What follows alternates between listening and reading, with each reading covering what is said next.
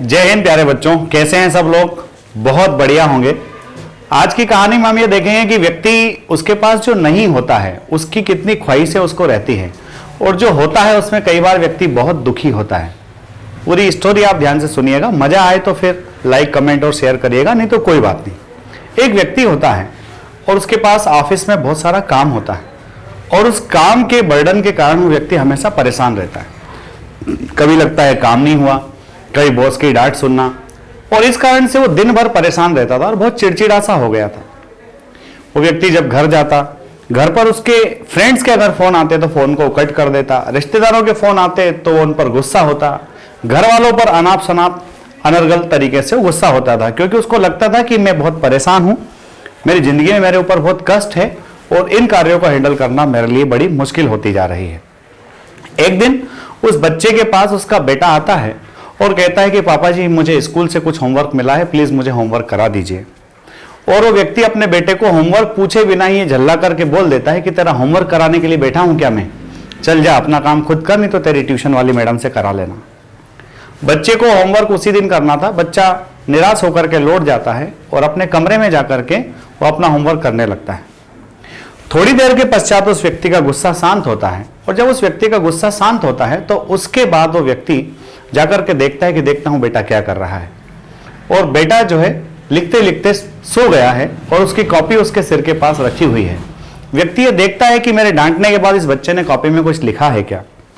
तो उस बच्चे की कॉपी जब उठाता है तो उसको होमवर्क में एक निबंध दिया होता है, और निबंध का शीर्षक होता है कि शुरुआत में कुछ चीजें खराब लगती है किंतु बाद में वो हमारा फायदा ही करती है। और जब वो व्यक्ति पढ़ने लगता है तो बच्चा उसमें काफी सारी चीजें लिखा होता है, काफी सारी चीजें लिखता है।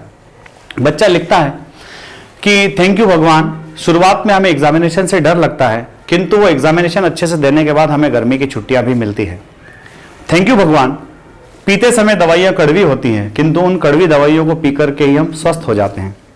थैंक यू भगवान, ये अलार्म की घंटी जब बजती है तो हमें बड़ा कष्ट होता है, पर वो अलार्म की घंटी सुनने के बाद जब हम जाग जाते हैं तो हमें जिंदा होने का एहसास होता है।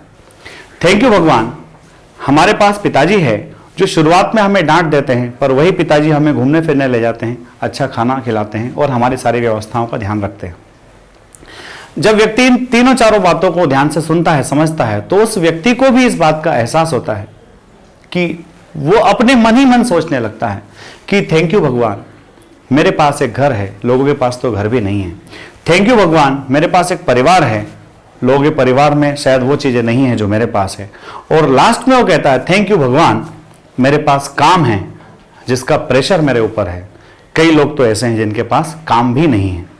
तो मेरे प्यारे दोस्तों, इस छोटी सी स्टोरी से आपको समझ में आया होगा कि व्यक्ति को जो जीवन में चीजें मिली हुई है उन चीजों के साथ ही संतुष्ट रह करके आगे बढ़ना सीखना चाहिए, क्योंकि उन चीजों के साथ संतुष्टि करके जब हम आगे बढ़ने की कल्पना करते हैं तो ही हमारे जीवन में सार्थकता आती है। अन्यथा हम अनायास गुस्सा करके अपने समय को बर्बाद करते हैं और अपने जीवन को नर्क बना लेते हैं। अगर स्टोरी आपको अच्छी लगी हो तो इसको शेयर करना ना भूलें। जय हिंद, जय भारत, इंकलाब जिंदाबाद, भारत माता की जय।